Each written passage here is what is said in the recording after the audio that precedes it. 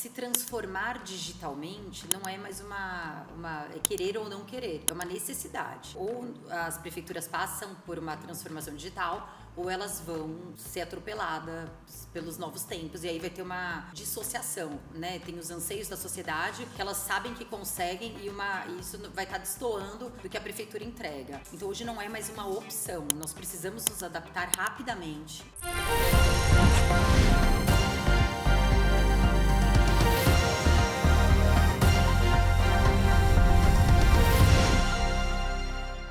Seja muito bem-vindo a mais uma edição do seu canal Os Prefeitos. E hoje a gente tem a grata surpresa de receber aqui a doutora Letícia Feres, que é Procuradora-Geral do Ministério Público de Contas do Estado de São Paulo. Doutora Letícia, seja muito bem-vinda. Muito obrigada, Fabiano, pelo convite. Para mim é uma alegria estar aqui hoje representando o Ministério Público de Contas. Legal. E eu faço a minha abertura, né, destacando um ponto que eu acho bastante sensível. Tradicionalmente, o Ministério Público de Contas é um órgão de fiscalização, né? Mas eu percebo ao longo dos últimos anos cada vez mais uma abertura, né, para o diálogo, para a orientação, para participar inclusive de eventos como esse do Fomenta, em que aproximam muito o órgão dos gestores municipais, e eu acho que quebra muito essa barreira e cria um canal de comunicação importante, não é? Com certeza. Eu acho que o objetivo aqui do Fomento ele está muito alinhado com o que o Tribunal de Contas e nós do Ministério Público de Contas temos também priorizado nos últimos tempos. Eu acho que os tempos atuais pedem esse diálogo, essa conversa, esse olho no olho, essa proximidade. Então, eu acho que o objetivo daqui está bem alinhado com o que nós temos também fomentado. Maravilha. E a sua experiência profissional é o seu primeiro mandato como Procuradora-Geral, mas você já integra o Ministério Público há quanto tempo?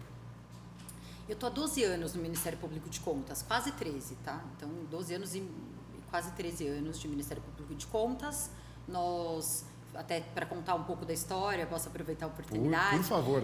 Nós somos uma carreira, um ramo específico do Ministério Público, né, que integra o Tribunal de Contas, e São Paulo foi o último estado da federação a realizar esse concurso específico para o Ministério Público de Contas, e nós, 9 procuradores que integram o quadro do Ministério Público de Contas, tomamos posse juntos e lá estamos há mais de 12 anos agora. Você vê, uma equipe de 9 procuradores, né, para avaliar as contas do governo do Estado, que só pela enormidade já consumiria todo o tempo dessa equipe, e mais as contas dos municípios. E não só isso, né? Então, por exemplo, nós avaliamos os 644 municípios, porque o município de São Paulo não é jurisdicionado do Tribunal de Contas, ele tem o seu próprio Tribunal de Contas municipal, mas nós analisamos tudo que envolve dinheiro público. Então, só para ter ideia, passaram pelo Ministério Público de Contas no último ano aproximadamente 30 mil processos. 30 mil processos? Aproximadamente 30 mil processos. Em 9 procuradores. Então, é uma quantidade muito grande de processos. São Paulo é uma realidade distinta, inclusive, do resto do país. Tudo aqui é muito grandioso nesse estado, né? Então, é uma quantidade muito grande de processos. Então, onde há dinheiro público, há a atuação do Tribunal de Contas. E onde há a atuação do Tribunal de Contas, há a atuação do Ministério Público de Contas. Em todos os processos que tramitam no tribunal, tem participação do Ministério Público de Contas. Eu tinha ideia do tamanho do desafio, mas 30 mil processos realmente é um número que é bastante assustador. É muita coisa. Então, olha, não sei se a doutora Letícia ela vai interceder, né, no novo concurso, mas eu acho que já vale a pena considerar essa possibilidade para uma ampliação desse quadro, porque certamente é um desafio muito grande. E falando agora um pouco dos desafios, né, dos municípios. A gente acabou de terminar um pleito municipal. Ontem o vice-governador disse que esse é o melhor período para os prefeitos, né, porque eles já estão eleitos, mas ainda não tomaram posse, então eles não podem ser cobrados de absolutamente nada, eles só podem desfrutar, por enquanto, né, das congratulações por terem sido eleitos. Mas a partir de 2025 eles já começarão a ter um ônus muito grande para isso. Naturalmente tem uma curva de aprendizado daqueles prefeitos e prefeitas de primeiro mandato, mas também certamente existem desafios para todos, mesmo aqueles prefeitos mais experientes. E aí eu acho que o índice de efetividade, né, de gestão dos municípios é um avanço assim absolutamente sem precedentes na administração pública, mas ainda é algo pouco conhecido, né? Como vocês avaliam esse índice? Bom, o índice de efetividade da gestão municipal é uma ferramenta, se for ver em termos de tempo, ele já existe há aproximadamente 10 anos. Né? E é uma ferramenta que tem se desenvolvido, mas que ainda está se transformando, aprimorando e acompanhando e se adaptando às realidades. Mas, apesar de ter já esse tempo, ela ainda está se consolidando e ainda é pouco compreendida. Então tem muito preconceito também. Muita gente não entende o que significa esse GEM. É que tudo que é novo traz uma resistência natural, é do ser humano, né, essa resistência. E com o índice de efetividade não foi diferente. Mas só para explicar um pouco, o Tribunal de Contas ele tem se transformado ao longo do tempo e mais agora do que um órgão que avalia a quantidade, o aspecto contábil, meramente contábil, o Tribunal ele tem priorizado a avaliação de resultados, a eficiência da gestão pública. Então, se aquela política saiu do papel, se aquela creche foi de fato construída, como é que estão os gastos de saúde, não adianta só gastar, cumprir o mínimo constitucional, mas isso tem sido bem gasto, né? O dinheiro está sendo bem empregado, ele está sendo utilizado de acordo com o que foi programado e planejado pelo município. Aquele programa de governo que foi apresentado ali nas propostas, ele está sendo de fato cumprido? Então tudo isso é considerado pelo tribunal e uma das formas de aferir isso é por meio do índice de efetividade da gestão municipal. Então ele é um índice dividido em várias dimensões, né, em 7 dimensões, e cada uma analisa um aspecto que é importante ali para a melhoria da gestão. Todos os quesitos são baseados em lei, então são obrigações naturais do gestor. Então o tribunal não está inventando a roda ou cobrando algo que não seja, que seja além ali de uma obrigação, está inventando a roda. Não, são todos quesitos legais, quesitos embasados em lei. Então ele dividiu por categoria, né, nessas 7 dimensões. Esses quesitos, para quem tiver interesse e quiser se aprofundar, eles são facilmente encontrados, estão disponíveis inclusive no site do tribunal, né? Então, só aqui fazendo um parênteses, tudo isso ele está disponível num painel interativo de fácil acesso, muito intuitivo, de muito fácil navegação. Então, todos os dados, tudo que eu estou mencionando é facilmente encontrado nesse painel. E também ali no painel e em outros lugares ali no site do tribunal, facilmente encontrados todos os quesitos que embasam o IGM, para que também não se deixe para a última hora, para que agora mesmo para quem está se preparando, ainda está comemorando, vivendo esse momento ali de comemorar a vitória na eleição, já possa ir aí juntando a equipe, botando o pessoal para estudar os quesitos do IGM. Então, bom, essas perguntas são respondidas pelo gestor, são validadas pelo Tribunal de Contas e aquilo gera uma nota. Que eu acho que aí já tem 2 pontos importantes da tua fala. Primeiro, assim, acho que a questão do cumprimento dos requisitos legais, né, da instrução de um processo, os aspectos burocráticos, ele é uma etapa que, obviamente, ela continua sendo necessária. A questão do grau do grau de esforço, né, o município, olha, eu tenho que fazer um investimento mínimo em educação, investimento mínimo em saúde, que basicamente, né, é um indicador de esforço, né? Mas aqui eu falo, o município está sendo convocado aí para um outro nível, né, de avaliação, que é um indicador de efetividade, né, de resultado. Olha, fiz tudo o que eu deveria fazer, mas o que você fez, prefeito e prefeita? Deu o resultado esperado? Né? Tá levando o município na direção certa? E aí eu acho que tem o segundo aspecto que é muito relevante. Não tem invenção da roda aqui, né? Mas tem a criação de um indicador que tira muito aquela subjetividade de eu acho que eu estou indo bem, eu acho que eu estou indo mal. Quando a gente começa a orientar a discussão para resultados, para indicadores, isso acaba sendo um aliado de quem é administrador para poder justificar, inclusive, as suas decisões ou, eventualmente, rever decisões anteriores, né? Com certeza. Não, justamente, acho que a sua abordagem foi perfeita agora, né? Teria até pouco para acrescentar. Mas eu acho que ela hoje é uma ferramenta justamente, né, para que o próprio gestor veja ali, né, além do próprio olhar. Eu acho que os indicadores não mentem, eles vão mostrar ali o avanço e se realmente está no rumo correto. E é uma ferramenta para ele também se planejar, né, reorganizar os rumos ali. Então, poxa, quero acertar, meu desempenho não está tão bom ali, né? Como é que eu posso? Então, a gente fala que o IGM, ele tem 3 funções. Ele serve para o controle externo, então ele também norteia a atuação do tribunal, ele vai ser um norte também, até para o aspecto contábil também, né? Então, ele é um norte importante, uma ferramenta importante da avaliação do controle externo para a aferição desses resultados, mas eu acho que até mais importante que isso, aqui para o nosso objetivo do Fomenta, ele é uma ferramenta de planejamento para o gestor. Então, o gestor também que está começando, o primeiro mandato, não sabe para onde ir, como começar, está com uma equipe ainda se formando. Formação, né? Então, eu acho que eu começaria pegando os quesitos e colocando as pessoas ali para estudarem, e acho que é uma ferramenta de planejamento, porque a gente vê que a maior parte dos erros ali, das ilegalidades, elas não decorrem de má fé, não há intenção de errar, de fazer... É realmente uma falta de planejamento, uma falta de conhecimento. Então, o tribunal, eu acho que é um conhecimento fácil ali, e fácil não, tá?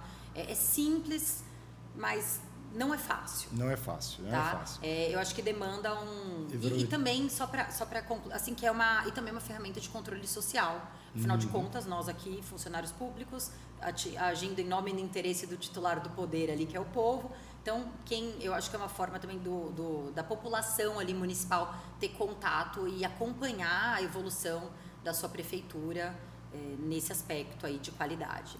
Né? E a minha curiosidade, né, sobre a questão do controle externo, depois quero comentar também sobre a questão de como isso pode ser melhor comunicado e chegar para a população em geral, na questão do controle social, mas falando primeiro do controle externo. Uma coisa é enxergar a foto, né, das contas daquele município no ano, por exemplo, de 2023. Né? Ali tem um dado de realidade. Olha, tá ruim aqui, tá bom ali e tal. Mas eu imagino que também isso traz uma dimensão de um processo. Né? Aquele município está evoluindo naquele índice ou ele está involuindo. Né? Eu imagino que isso, para quem tem a responsabilidade de também fazer a fiscalização, acaba sendo um bom termômetro, né, para poder avaliar, olha, o quanto que eu vou dedicar de atenção naquela fiscalização do município que vem ano após ano fazendo a lição de casa e melhorando, né? E aquele outro que estava indo muito bem e, de repente, por qualquer motivo, mudou a rota e está numa situação muito perigosa. Isso sensibiliza, isso ajuda, né, uma equipe de 9 procuradores diante de 30 mil processos a distribuir melhor os esforços ali de fiscalização? Olha, até para dividir, né? Eu acho que mais do que o Ministério Público, porque nós atuamos num momento posterior, tá? Mas eu voltaria um pouquinho. Eu vou falar da equipe de fiscalização do tribunal, que eles têm um contato ainda mais próximo do gestor.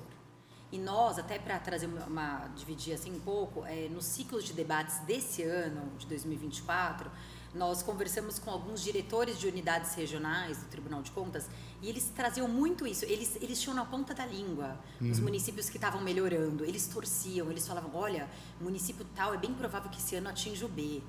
O município tal. E eles tiram dúvidas e vão, e os municípios vão. E hoje eu trouxe na minha apresentação alguns casos práticos e realmente de municípios que chegaram e dividiram com o tribunal essa experiência. Olha, eu juntei ali a minha equipe, né, e eles fizeram um checklist e agora a gente já saiu do C-, esse ano estamos no C, mas agora nós já melhoramos tais e tais dimensões do IGM e a nossa perspectiva é que o ano que vem a gente atinja o B. Então a gente consegue ver, é bem interessante. E isso nós vimos, eu trouxe alguns dados concretos disso na minha apresentação, mas nós também, aí nós vemos também uma situação contrária, né, de prefeitos, por exemplo, esses foram os casos que o tribunal considerou irregulares, né, que o pleno do tribunal ele considerou ali a possibilidade do IGM por si só ser uma causa de emissão de parecer desfavorável, foi na situação inversa, essa que nós estamos falando, que foram casos de segundo mandato, em que o município não melhorou, estava muito ruim, continuou ruim ou piorou muito no segundo mandato. Então, a gente realmente não pega um fato isolado, mas foi a pandemia. Não, a gente não considera um fato isolado. A pandemia está dentro de um contexto. Dentro de um contexto, né? Olha, está num processo de melhora. Isso com certeza é considerado. Com certeza. E nós torcemos e ficamos muito felizes quando vemos essa evolução, porque todo mundo ganha, não é por nós, né? É para a população. E falando da população, doutora Letícia, eu acho que a questão do controle social acho que tem uma oportunidade muito grande para os prefeitos, utilizarem isso para fazer uma comunicação mais efetiva, né, com a população.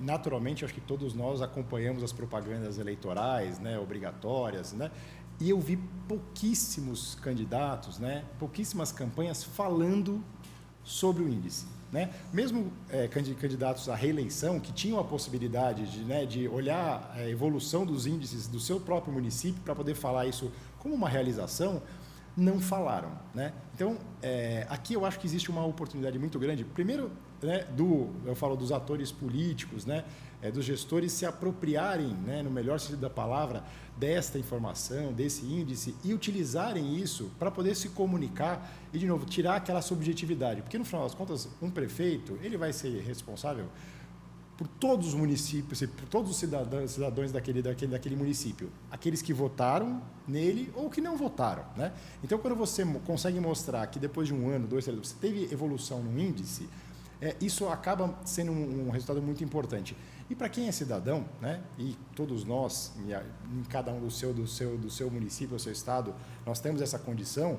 Se eu votei em alguém, é natural que depois eu busque indicadores para falar assim, olha, tudo bem, eu não consigo acompanhar todos os atos desse mandato, mas deixa eu ver se naqueles indicadores, que são mais sensíveis, talvez para a minha área de interesse, talvez seja educação, talvez seja saúde, mas naquilo que eu acho relevante para avaliar, será que o meu voto foi bem empregado naquela direção ou não, né? Tirando aquela questão do eu acho, eu gosto, mas objetivamente, né?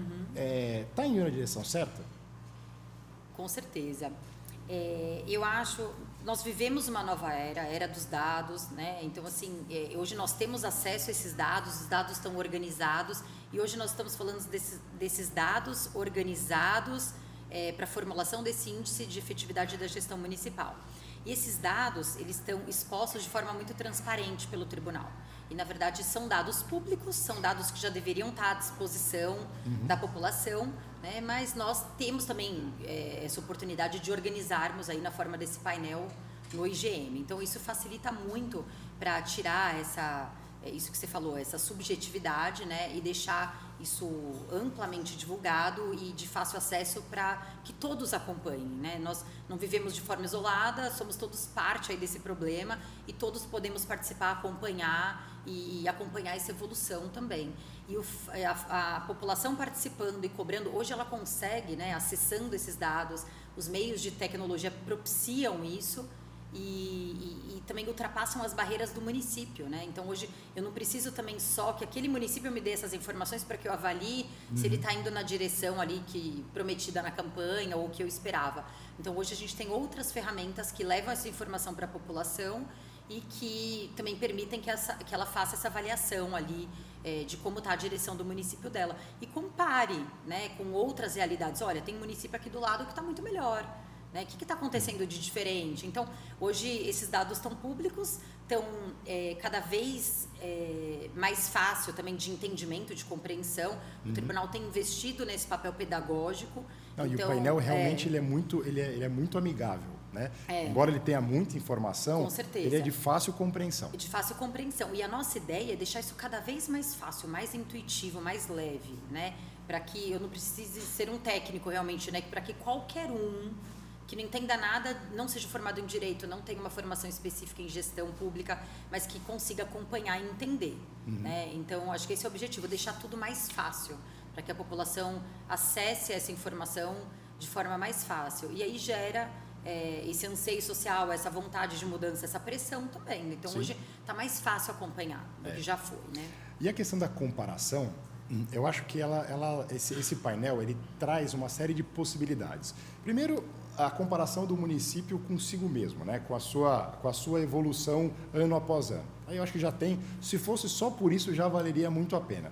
Mas também, e aqui a gente tem falado muito, né, no âmbito da Ampesp, a possibilidade de você se comparar com aqueles municípios que são próximos, né, que têm características parecidas, seja pelo tamanho da área territorial, seja pela população, seja pela vocação do município, seja em termos de arrecadação. Você consegue clusterizar, você consegue individualizar ali um grupo de municípios que, olha, eu vou me comparar com esses 10 aqui, porque a gente está competindo, entre aspas, na mesma categoria, né? A gente pode se comparar. E também posso me comparar com o que na iniciativa privada, muitas vezes você fala do tal do benchmark, né? Você pega aquele cara que é o líder de mercado e fala, olha, eu quero me comparar, sou uma empresa que faz cosméticos aqui no interior de São Paulo, mas eu quero me comparar com a L'Oréal, né? Porque eu vou ser a L'Oréal em um ano? Não, mas deixa eu me inspirar naquele que está melhor, porque certamente ele vai me puxar. Eu acho que tem muito esse exercício que pode ser feito de maneira saudável, né? Olhando essa comparação dessas várias maneiras, né? E eu ouvi na sua fala um exercício que vocês estavam fazendo de comparar os 100 maiores municípios com os 100 menores municípios, né, à luz dos índices. Qual foi a percepção de vocês? Então, uma das queixas que chega para a gente com muita frequência é o fato do tamanho do município. Fala, olha, eu sou um município pequeno, não posso ser comparado com um município grande, a realidade é muito diferente. O IGM, ele é para os grandes, o IGM não é para os pequenos. Eu acho o contrário, tá? Então, primeiro, o ponto de partida. Eu acho que o IGM ele pode ser uma ferramenta ainda mais útil para os pequenos. Tá? Porque os pequenos, eles têm uma estrutura menor, ele tem uma equipe normalmente mais enxuta, tem menos dinheiro para investir numa equipe técnica maior, né, que supra todas as necessidades. Então, eu acho que o IGM acaba sendo uma ferramenta de planejamento muito mais importante para os pequenos. Concordo plenamente contigo. Muito mais para os pequenos. Mas, bom, nós tínhamos essas dúvidas e os dados não mentem, né? Eu recebi do Dr. Beraldo um estudo que eu acredito que tenha sido feito pelo pessoal do gabinete dele, mas que foi ontem eu recebi, e muito interessante, que eles fizeram uma comparação com os dados dos 100 maiores municípios, o IGM dos 100 maiores e o IGM dos 100 menores municípios. E aí, a comparação mostra que a realidade e o desempenho do IGM dos grandes, a média dos grandes para os pequenos, ela não é muito diferente. Tá? Quando os grandes caíram, os pequenos também caíram. Quando os grandes ascenderam, os pequenos também ascenderam. Nós percebemos algumas diferenças em algumas dimensões do IGM, por exemplo, em governança da tecnologia da informação. Os grandes, os dados mostram que eles se adaptaram mais rápido às novas demandas, às novas tecnologias, à incorporação dessas novas tecnologias. Pelo corpo técnico Com mais certeza. Preparado e pela capacidade de investimento. Então, é algo que se explica. E o planejamento também, ali foi um ponto que teve uma diferença um pouco significativa. Mas a maior parte dos quesitos, e principalmente os muito importantes como saúde e educação, que tem um impacto muito grande, o desempenho foi muito similar. Muito pelo contrário, até em alguns casos o dos pequenos municípios foi até melhor. Tá? Então os dados mostram que o fato de ser pequeno não gera um resultado diferente de ser um município grande em termos de IGM. Mas aí, por exemplo, em governança da tecnologia da informação, porque até terminando a apresentação, algumas pessoas vieram falar justamente disso, que é onde os municípios pequenos ali perdem um pouco. Hoje nós temos aqui no Fomenta, por exemplo, a Prodesp, né, divulgando, auxiliando. Nós temos muitas ferramentas gratuitas à disposição do pequeno município que quer investir em governança de TI. Né? Então, nós temos ferramentas gratuitas. Eu acho que o que falta é conhecimento. E aí também o tribunal, no seu papel pedagógico, o ano passado, por exemplo, nós fizemos um evento, foi uma experiência que chamou Inova. Nós trabalhamos 4 frentes ali. A desburocratização, a inovação e a transformação digital e as formas de participação da sociedade. Né? E tudo isso assim, buscando também o aumento da eficiência da gestão pública. E hoje a gente não pode falar em eficiência dissociado de tecnologia. Sim. Mas o que nós procuramos levar para o conhecimento, hoje nós temos muitas ferramentas gratuitas. O próprio gov.br, eu também vi aqui menção a isso no evento, aqui no Fomenta. Mas o próprio GovBR, ele propicia ali muitas ferramentas gratuitas, né, de fácil acesso ali para os pequenos municípios. Nós, aqui também, mais uma vez, né, falando do papel pedagógico, nós temos uma proposta agora de trabalhar com a temática da dívida ativa. Grande parte dos processos do Estado de São Paulo, a maior parte, é uma realidade nacional, na verdade, são de execuções fiscais. Né? E nós cobramos no tribunal, nas contas, nós acompanhamos a cobrança da dívida ativa municipal.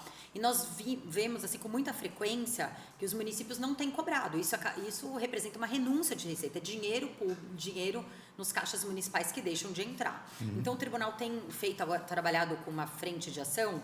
E nós também queremos, aqui falando de dados, né, deixar isso mais de fácil acesso ali, fazer o mapa da dívida ativa, um evento que nós vamos agora lançar em breve, e também uma cartilha, manual de boas práticas, de ferramentas ali à disposição dos gestores, para que eles cobrem esses valores ali, né, e várias ferramentas atuais. E uma delas, por exemplo, gratuita, que está à disposição dos pequenos municípios, e aí falando de troca de informações, de diálogo, né, de ferramentas ali, dessa ajuda interinstitucional. Nós temos, inclusive, um aplicativo criado pela Procuradoria-Geral da Fazenda Nacional, que gratuitamente pode ser disponibilizado aos municípios.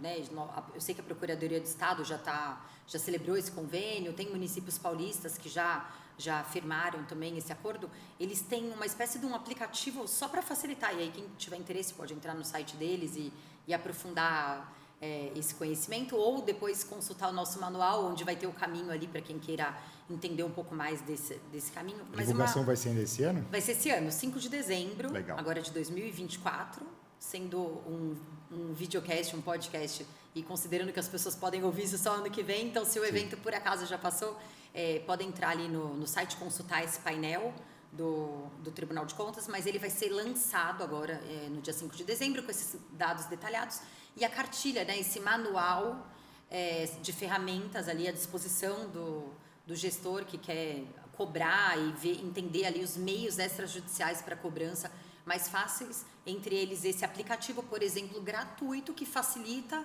essa cobrança da dívida ativa sem custo, né? E tem várias outras ferramentas gratuitas e que você não vai precisar investir em tecnologia, comprar um software incrível, né? A gente, um pouco o resumo das conversas que nós tivemos aqui ao longo do Fomenta, a gente percebe que a tecnologia, ela cada vez mais deixa de ser um entrave, né? Porque existem soluções, tanto soluções de mercado quanto soluções disponibilizadas por órgãos do próprio governo do Estado, que desenvolvem isso para resolver uma necessidade do governo do Estado, mas depois acabam estendendo essas soluções para os municípios, o que é, obviamente, algo muito, muito bem-vindo, né? Mas aí a gente volta para um outro desafio, né? Primeiro, a melhoria de processos, né? Conseguir melhorar processos, porque você só automatiza, você só consegue efetivamente ganhar escala em processos que já estão bem ajustados. Mas um outro ponto muito relevante, né? Que é a questão de treinamento e engajamento das equipes.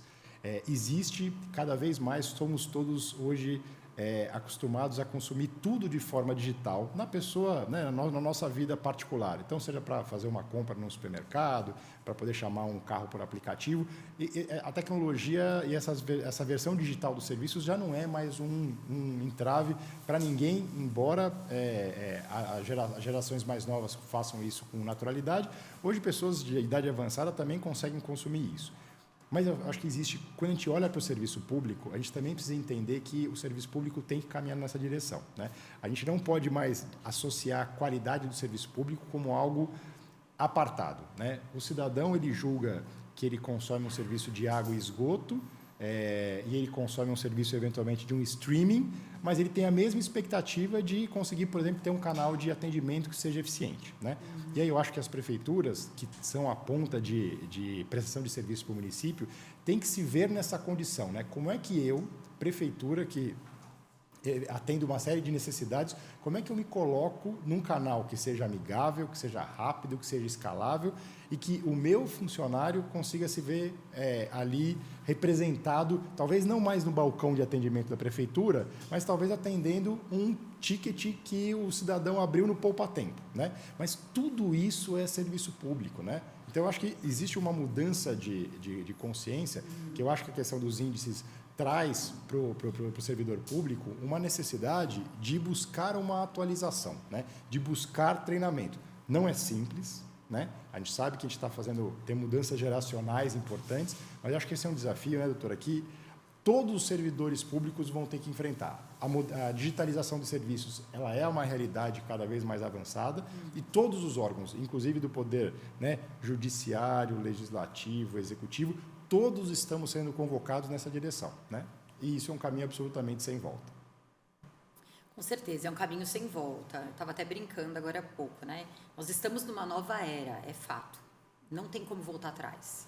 Então, se transformar digitalmente não é mais é querer ou não querer, é uma necessidade.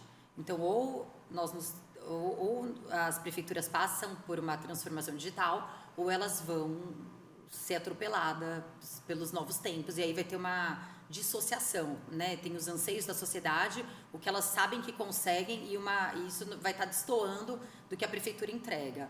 Então, hoje não é mais uma opção, nós precisamos nos adaptar rapidamente, né? Nós temos agora um momento de democratização aí da inteligência artificial, então, assim, as coisas a gente precisa entender o que essas ferramentas podem fazer por nós. A gente fala, gerir é resolver problemas. O gestor público, ele tem que ter a clareza dos problemas que ele quer receber, que ele quer resolver, né? Então, ele gerir é resolver problemas, o gestor, ele tem que ter a clareza desses problemas, entender quais são os problemas relevantes que ele quer entender, e aí buscar quais são as tecnologias, o que existe hoje que é apto a resolver esses problemas relevantes que ele quer resolver, né? Então, e cada vez mais essas soluções, elas acontecem por meio do uso de tecnologia. Então, cada vez mais, para a gente falar em eficiência, para eu buscar soluções inteligentes para os problemas relevantes aí que eu quero entender, eu preciso de soluções que envolvem aí algum uso de tipo de tecnologia. Então, nós precisamos nos atualizar, buscar esse conhecimento. Esse conhecimento está disponível de forma fácil, muita coisa gratuita. É uma questão também de se movimentar, de criar essa cultura de inovação, né? De mudar. Nós estamos num momento mesmo de mudança de era. Então, nós precisamos agora mudar a nossa mente, né? Criar uma cultura de inovação. Entender que não é uma coisa do outro, do público, do privado, é uma coisa de todos nós. Maravilha. A gente está agora se encaminhando para o final. Eu queria agradecer muito a sua participação. Eu acho que para os prefeitos e prefeitas tem uma lição de casa muito clara para se fazer agora nesse final de ano, que é de estudar profundamente, né, esses índices, de se apropriar desse conhecimento, envolver as equipes que vão estar mais diretamente próximas, né, desses desafios, de transformar essas ideias, de melhorar processos, de rever metas orientadas para esses indicadores, e entender que o Ministério Público de Contas e também o Tribunal de Contas, no final do dia, são grandes aliados, né, dos prefeitos e dos gestores na busca, afinal de contas, do que a gente quer, que é um serviço bem prestado, né, de maneira inteligente, uma boa aplicação dos recursos públicos, cada um desempenhando o seu papel, mas claramente, assim, eu concordo que do lado dos servidores existe geralmente uma vontade enorme de acertar, né? Existe um desejo muito grande de conseguir replicar as melhores práticas, e eu não tenho dúvida que o Tribunal de Contas tem feito um trabalho belíssimo de compartilhar esse conhecimento e de criar métricas muito claras que tiram a subjetividade e que dão, acho que, um farol muito claro para onde que os prefeitos e prefeitas devem caminhar. Doutora Letícia, muito obrigado. Eu que agradeço e parabenizo mais uma vez pela iniciativa. Acho que iniciativas como essa do Fomenta, esse conhecimento aqui difundido também nesse formato de podcast, de videocast, ele enriquece, né? Levar esse conhecimento ali, porque eu realmente acredito quem busca conhecimento, quem frequenta esses lugares, né? São pessoas que querem acertar. Então, nós estamos do lado do gestor que quer acertar, que quer fazer mais e melhor pela sociedade. Então, nós estamos do mesmo lado, né? É isso mesmo. E eu agradeço pela oportunidade também de trazer o Tribunal de Contas e o Ministério Público de Contas aqui um pouco mais perto dos gestores públicos. Maravilha. Muito obrigada. Nos vemos na próxima. Obrigado.